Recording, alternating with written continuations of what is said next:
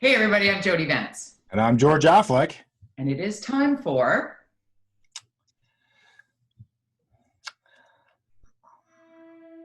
UnSpun.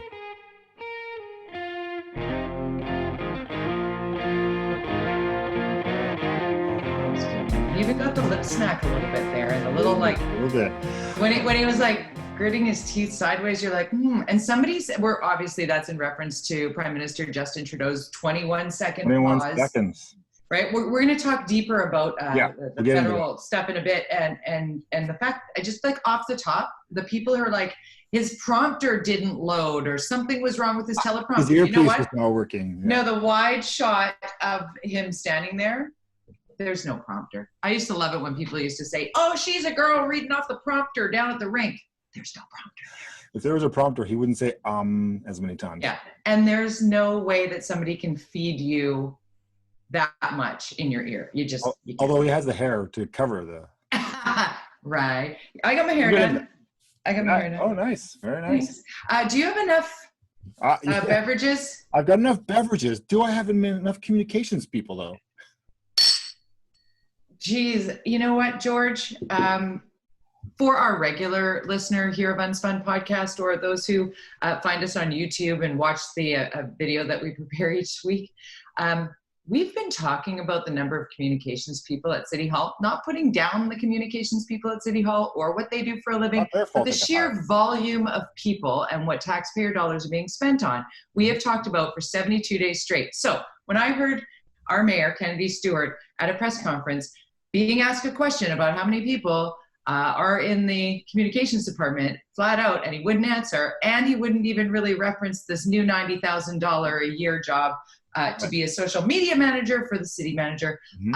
Called it a red herring story, George?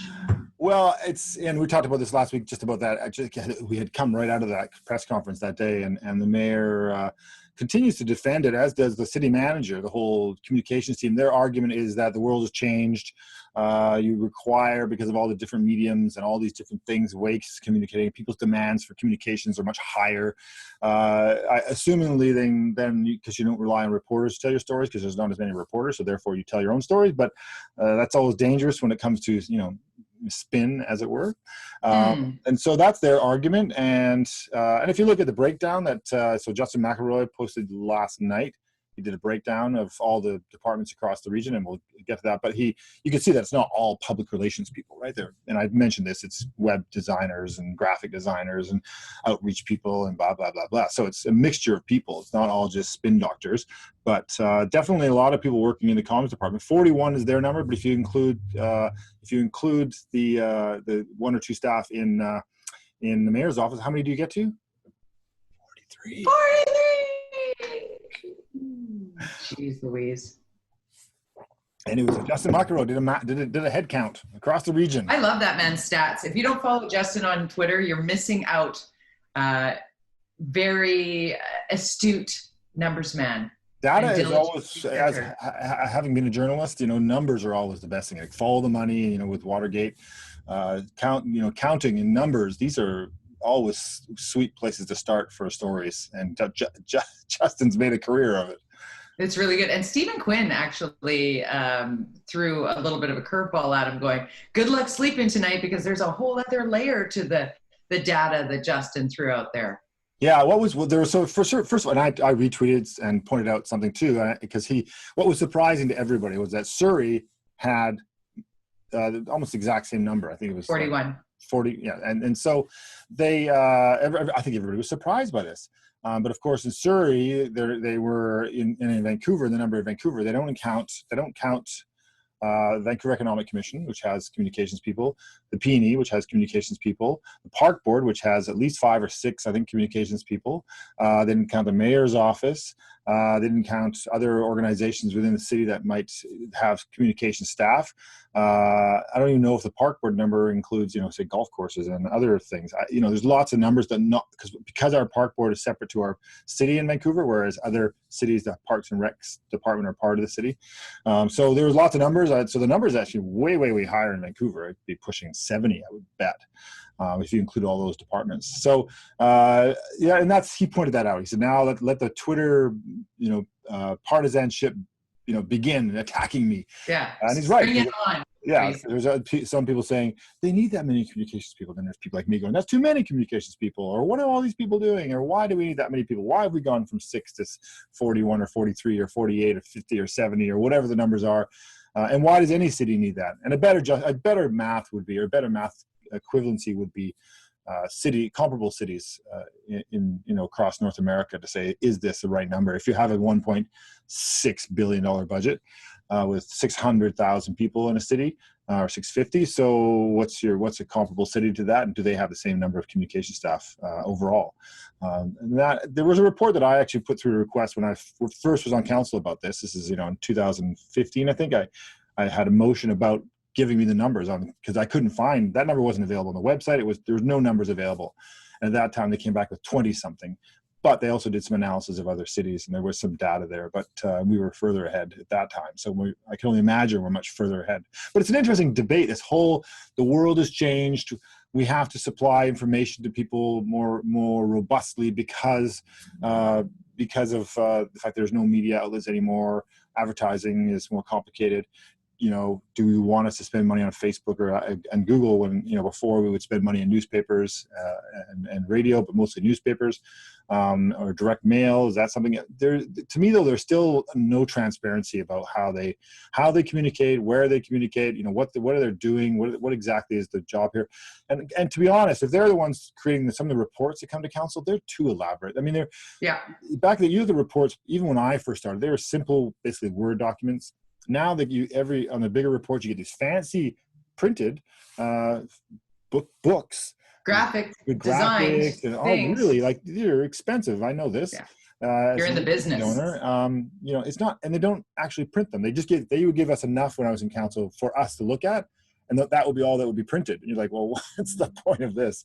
And so then the rest would be digital. So it was always very curious to me, the approach to this high caliber, high corporate kind of creation of information, and that's where you started getting into to me, in my mind, the spin.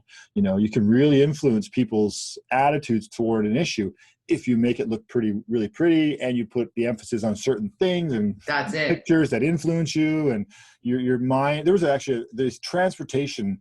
I remember this. There was a picture in the 2040 transportation plan, which I supported, for all the haters out there, includes bikes and everything. But there was a picture. It was like literally like this fantasy picture of what the world would look like. And it was this. I think it was actually Pacific or Boulevard, and it had bikes. It had a little train. It had a car. It had people running. It had people walking. It had a woman with a stroller. It had everything. It's like, okay, check. Got them all in there. Even though that's probably that'll set in your head that if you vote in favor of this, that will be your reality, even though that's not even in there. But yeah. So interesting that you brought up, sort of hearkening back to your days on council, because you were very much in favor of, and you and I have discussed, I've written poems about it, we've talked about it, the fact that people are already doing this. North Vancouver has approved this. The motion put forward by Councillor Pete Fry, regarding the responsible consumption of alcohol in parks and beaches and public spaces. Yes. Can you unspin what has happened over the last number of days and the result of said vote? And you and I have been talking about this, forever, I think. 72 weeks. Yeah, and I had brought several motions forward in similar ways back when I was in council about, trying to make Vancouver more fun. And I always felt we were mature enough and that we should move towards a more open community and when it comes to alcohol consumption, because we seem to be cool with everybody smoking pot everywhere. All my ideas always got shot down because Patricia Daly would come from Vancouver Coastal Health, and she would say, no, alcohol, it's going to lead to alcoholism and people binge drinking and this and that. And so Vision, the party who had control, would always vote against all my ideas and any ideas related to, alcohol. They were very, very nanny state kind of mentality. And so I was always frustrated by this. And so so Pete, who obviously must be listening to our our podcast all the time. Must be. His motion was very similar to what we've been talking about. I'm sure he came up with the idea himself, because it's a no-brainer in my mind. A no-brainer. Christine Boyle had another motion that was related to park board, which they don't have authority over park board. So that was now in passed, which is like, tell park board to open up their parks for more drinking. It's like, 100% do that. Yet and then the same meeting, they had a motion from Pete about basically saying, let's find places in the city where we can have open city spaces that can be used for where people can consume alcohol, likely potentially spaces that could be used by restaurants, that they could expand. Or just people. Pause right there for a second, George. Pause for a second, because right there, the people who would vote this down, in my mind, and I'm one of those people who has the space, I would not vote it down, obviously, but the people who would say, we can't do that because fill in the blank, have space to sit outdoors and enjoy a cocktail.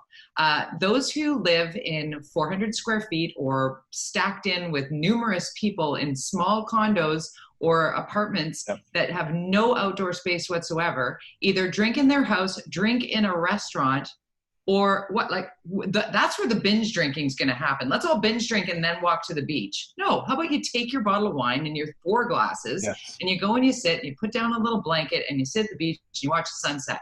Come on.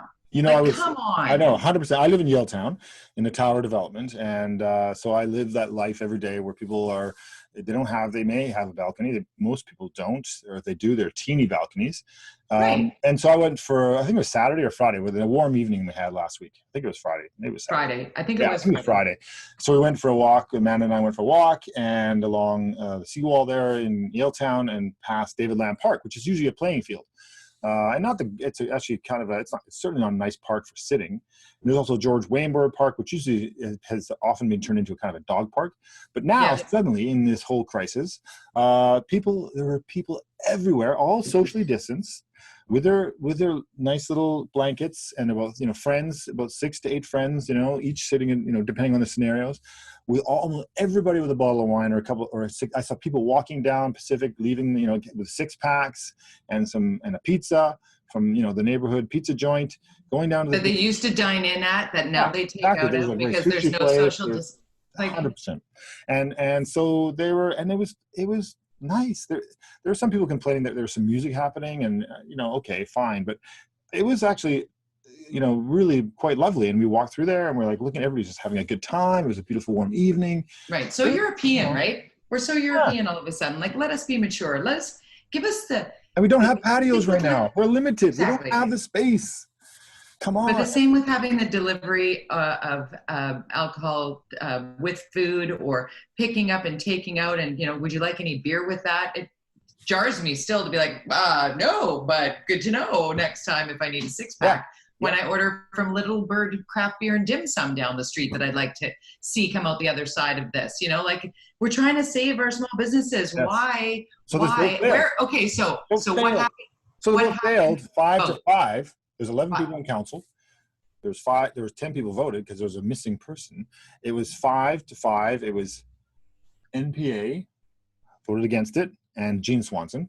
So 4 and plus 1, so 5. I was very, very, very, very disappointed in the party that I used to represent in this vote. Their arguments sounded like they were Vision Vancouver. It was like I was just looking, I'm going, oh my God, you've turned into Vision Vancouver. What are you talking about? Why are you giving Patricia Daly so much power? Here's a woman, Patricia Daly, who will say on one hand, marijuana shops are just fine. This actually happened. She would say, pod shops are fine. It's not a problem. But no expansion of liquor sales in the city. No. I'm like, I would go, what world are you living in? How is this? Oh, because alcohol is it's a starter drug. I don't know what gateway. Gateway. I'm like, okay, whatever. So it never succeeded mainly because of Patricia Daly coming and giving Vision Vancouver this information that they felt, oh yes, we must be careful, and so they would vote against these ideas of expansion, including say letting there be wine stores and grocery stores. They still don't. No, they have to be right next door. They still, and they still don't allow that. There's something that would immediately change. But this council, clearly now we know there are 5 people who are of the 11, but it would have passed, I think, we don't know, if guess who had been there? The mayor. Granted, he was away, he says, for personal reasons, but he missed the vote. And if he'd been there, it would have passed. And I'm like, if I cannot like you less, Mr. Mayor, right now, it's like, you're killing me here. But knowing the importance of the motions being put to a vote during this particular session, if he had a personal issue, could that be postponed? Well, yeah, because you would say if you knew, and of course in the back room, you're having conversations with people, and I think Pete would know what his likely vote would be. And it's partly Pete's fault too. Pete Fry, whose motion it was, he should have known he was in trouble with the mayor not being there. He could have maybe guessed. Maybe the MPA told him that they were going to vote for him. I don't know. And then Patricia Daly changed everything for him. But he should have tried to figure out where he was standing. If he saw that the mayor wasn't there and he knew where the mayor stood on this, he should have found a way when the mayor was there. If he knew, unless the mayor just suddenly disappeared, which begs the question why. And if it was personal, okay. But there's a way that he could have, with a majority of people, you can say we're going to move this report to some other point. Like there's a way to do that. I mean, this honestly feels like an issue that will eventually be unspun to the degree that satisfies you and I, because something's fishy here. That's what my spidey senses are like. What? It's either fishy or it's incompetence, of the ability to understand how things work. So, or just the management of how you deal with your own motions and negotiate. My motions very seldom passed because I was up against 8 and 7 vision counselors who never supported any of my motions. I think 2 in my 7 years. So I always kind of went in there going, I would lobby them, but and sometimes they would say they would, and then they didn't. They would support. Oh, no way. Really? That's so bad. I know. They get in there, or they strike and replace them with something completely different. They say, yeah, your motion is really good, but we got a better version of it. And here it is. And they'll be like, that's not the same motion. What are you doing? Hey, I want to ask about one other thing that oh God, you and I can talk about that topic right there. We're not letting go of it. It's something that needs to happen for small business, for restaurants. They have to bring it back. And it pass. But this delay just saw a whole swath of bar and restaurant owners in trouble. Shutter. That's going to happen. Like we, the grand we as a city need to support these businesses in a way that allows them some flexibility here and perhaps give our citizens the opportunity to prove maturity. If not in a pandemic, when? Like this is really, for me as a tax-paying citizen, I'm mad about it. So let's move on to something else that really got under my skin on Twitter. And I think I was overreacting a bit because I was like, you're voting on this now? Stanley Park. I started to see headlines roll by that were saying, we're going to permanently move to keep these closures of Stanley Park and keep it bikes only and remove cars and da-da-da. I'm like, hold your horses. We're doing what now? We're what? Wait, why now? Like, that's what I started to say. Like, why would we want to plan for post-COVID, which we have no idea what that looks like, during a pandemic? And no one could really answer that question other than, we should discuss it. And I'm like, well, discuss away, but don't you vote on anything right now. Well, it's the opportune time, as we have seen with the federal government, who's now shut down Parliament for several months, to get a whole bunch of stuff done without people sort of paying attention. So yeah, this issue is, oh my God, talk about wedge issues, bike versus car. Here we go again.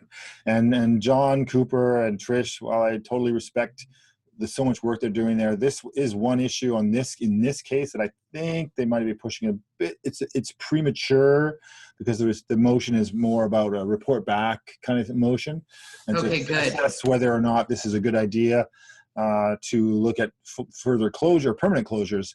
But of course, and so it creates that wedge and that partisanship on two ends of a spectrum or on the issue specifically. But your favorite thing, what will probably happen, and I hope if it comes back this way, it'll be in the middle. It'll be in the middle. I love me some radicalism on both sides. But it just for the MPA, it just kind of hurts them because it once again puts them into the bike versus car thing, and I think they need to avoid that in order to win in the future. They need to get away from that wedge issue as much as they can, and they get pulled in like it's like the mafia. They just, every time you think I'm out, they pull me back in. It is really I've been quiet because I was like, why are you all of a sudden? Why is the same group of people or one or two people that I'm not really familiar with all of a sudden like all over my posts? And then I went to their profiles, and it's just like bike, bike, bike, bike, bike, bike, bike. Yes. Bike. So it's not a conversation. It's you're just willing to talk about more than just a binary choice. And I looked at this particular individual's feed, and everything was binary choice. And I had Google binary choice. Yes, it was. I remember it was Hector Bremner's favorite saying in council, and I was always like, binary. I'm like, binary. It's like or, and I tried to just like calm down the argumentative nature of it, because we really don't have to fight about everything. What we really need is for everybody to be heard. And as you said, the wedge issue piece is oftentimes you'll get the same people who will show up at City Hall, where the others who feel like, you know what, this has already been decided behind the curtain, and really there's nothing I can do. Like, it's that disenfranchised. Or you might trust government and go, I'm sure. Or you might. I'm sure they've taken it all into consideration. I'm sure they have. I do think in the end the park board will come to their senses on this one. I have hope that this will be. I think because I know that some of those green people rely on some of the right-wing vote who are quite passionate about cars. So you don't want to, the Green Party is always balancing that, understanding that they do have a lot of people who are on right of the spectrum who do vote for them. And it's $4 million a year in parking. Yeah, well, that's what the logistics of this has to be figured out. I think the report, I hope that comes back, says if we do this, here are the scenarios, this is this, this, and this, and so let's do this because that will do this. You have to assume and hope that will come, but there is no real leadership. There's no CEO of the park board right now, and there's no real leadership, on the commission. Park board commission is very nebulous right now. They're not really like what is the goal of this park board? What are they? These commissioners, what are they doing? And they're all over the map. We're going to talk about that again, I'm sure, coming up, but we've only got like 5 minutes to go in this. Really? I know it's flying by because we're passionate about these topics, but I do want to get to without taking I will say I did get an email this week telling us to stop talking about international issues. It's not then we're making them happy. Yeah, not even trying. You're welcome. But we are going to talk about federal politics here, and I'm not going to pause for 21 seconds to give sort of the. I was watching. I record Colbert and Kimmel because that's an easy way to consume all the chaos from the U.S. for my kid, because he kind of laughed through it and still know the high points. Yeah. And Justin Trudeau made Colbert in the monologue. Oh, really? Played the full pause and then cut back to Colbert, who had grown a mustache in the interim. And then went back because he's like, that pause was so long I grew a mustache. And then said, and horrified as the world is with consternation, which, I mean, it was interesting to watch. Obviously, in my opinion, UnSpun, Justin Trudeau doing everything he can to not land in the crosshairs or even in the field of view of what seems to be a president unraveling and willing to sort of lash out wherever he can. And we do not want a fight with the caged dog. I don't want to bring Handmaid's Tale into the equation, but if you watch that that show, it's a series now. I think they're in season 3 and there's a new season coming up.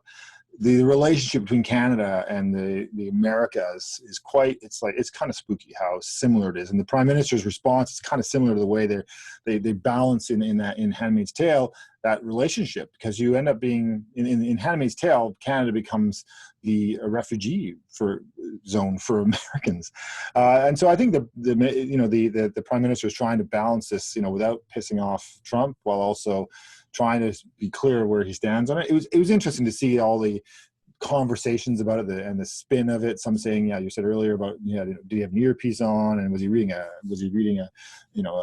prompter? Teleprompter that went down. Yeah, and I think it was it's total theatrics, 100%.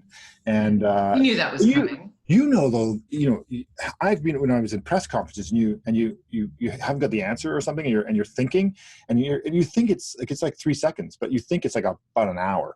It's just the most scary thing to stare at a camera when you've been asked a question and not answer. It's really, really, really hard to unnerving. Yes, unnerving. And as a broadcaster, I'm sure you've had a brain freeze, and you're going, many times. It's very scary. So that was a really interesting approach. And I think you look at some of the articles and comments in the States about it, and look at some of the stuff they're saying. It's, down there, they're all very positive. And up here, they're kind of like, it's very all over the map on this one. So. And as far as I'm concerned, at this point, in the midst of a pandemic and China already pissed off at us as a country, let's keep the chaos to the south just fighting amongst its own administration. Like, let's just not pick a fight. Angela Merkel, the German chancellor, is now like, I don't even want to be in the same room with that guy. So let her take the fire, because she's like, I'm not going to the G7. It's going to be the G2. It's going to be Trump and Putin. So apologies to those who don't like it when we talk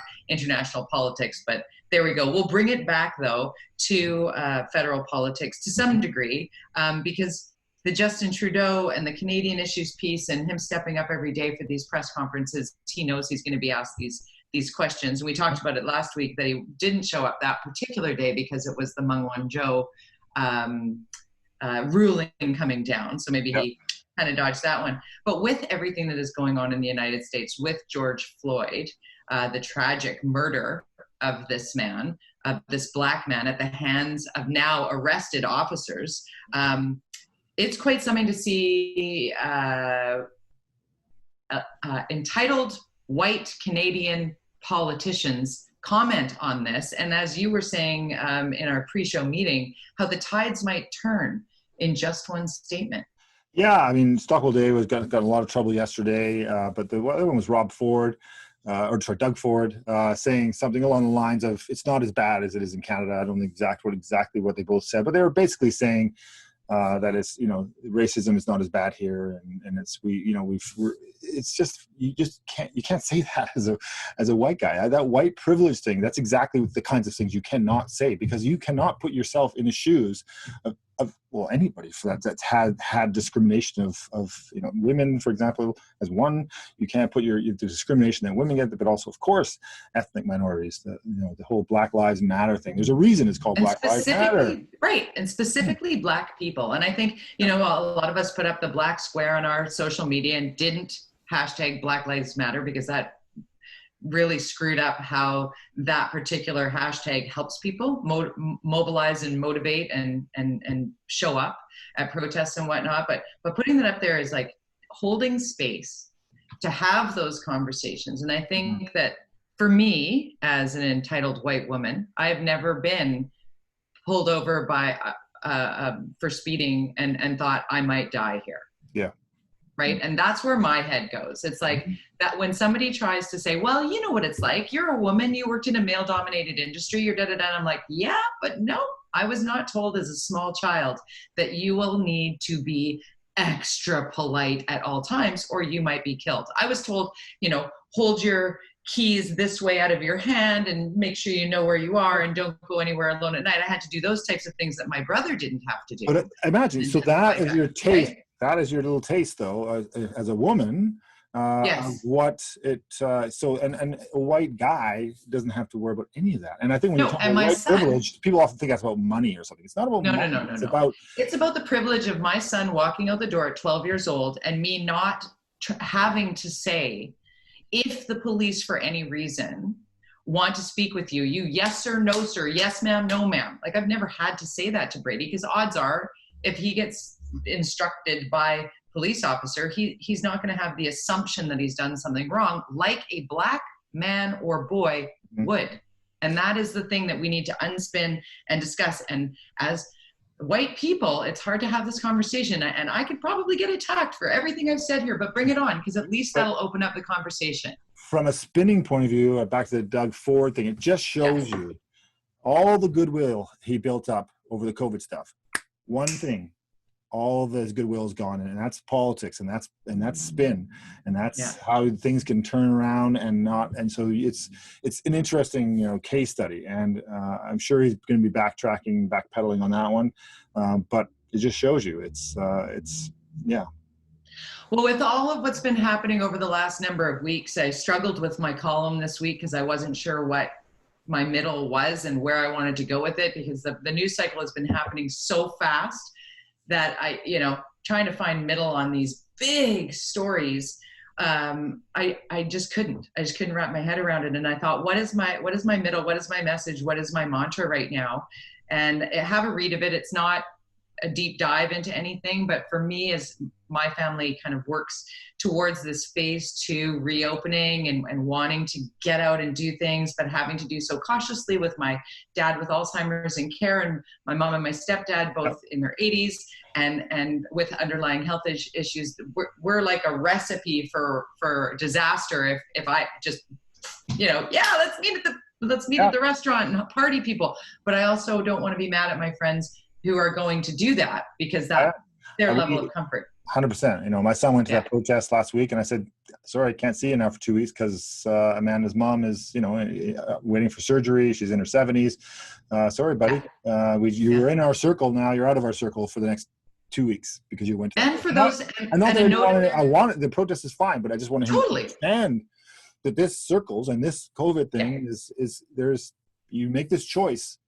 It has repercussions, and don't take the choice of others away from them by not being truthful about where you've been and who you've been hanging out with. And when you are sort of opening up in a broader sense, you need to be mindful of what I believe is the next phase of what we need to know. And this is in my column, contact tracing. What we just learned about physical distancing is going to move to testing and contact tracing with physical distancing. But contact tracing is going to be everything. Because if somebody sat down with you, George, and said, okay, tell me everyone you've seen and where you've been for the last 14 days.